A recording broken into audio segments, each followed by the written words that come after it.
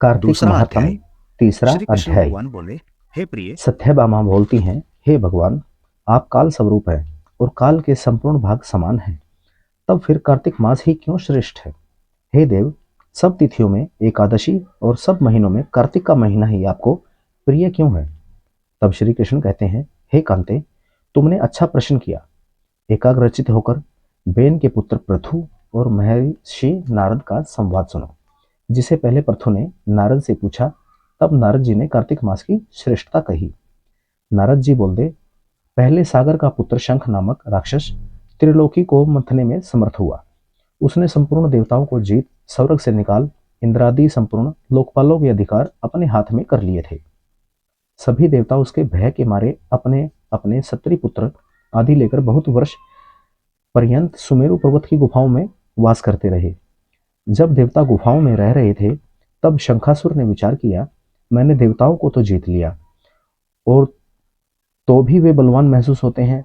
हाँ, अब जान पड़ा कि वे सब वेद मंत्रों से युक्त हैं। इससे उनके वेद मंत्रों का हरण करने से वे सब बलहीन हो जाएंगे। ऐसा विचार कर वह असुर विष्णु भगवान को नींद से ग्रस्त देख स्वयंभू ब्रह्मा जी के लोक में जाकर वहां से वेदों को निकालकर चलने को तत्पर हुआ।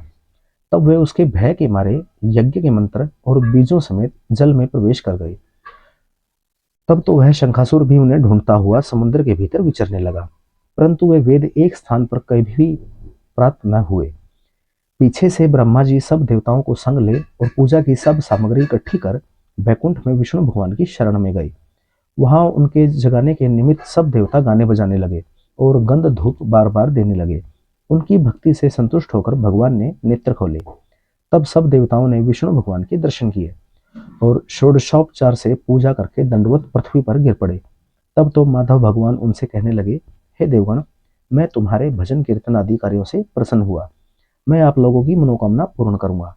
आश्विन शुक्ल पक्ष की एकादशी से देव उठनी एकादशी तक पहर भर रात्रि रहे, तब से जो मनुष्य तुम्हारी तरह भजन और कीर्तन करेंगे, वे मुझे प्रसन्न कर मुझे प्राप्त होंगे। शंखासुर जिन वेदों को हर लाया है, वे सब जल में स्थित हैं। उन्हें मैं शंखासुर को मारकर लाऊंगा। अब से बीज मंत्र समेत सब वेद प्रतिवर्ष कार्तिक के महीने में सदा जल में निवास करेंगे। मत्स्य पूर्ण धारण कर मैं जल में जाता हूँ। तुम संपूर्ण मुनियों को लेकर संग आओ।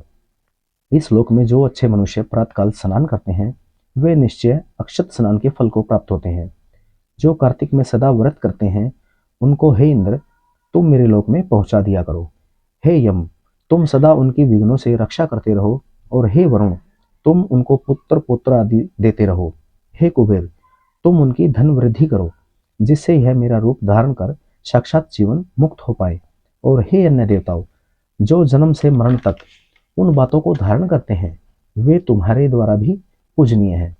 जैसे तुमने मुझे एकादशी को जगाया, इसलिए यह तिथि सदा दूसरा मनाने अध्याय। योग्य है। श्री कृष्ण भगवान बोले,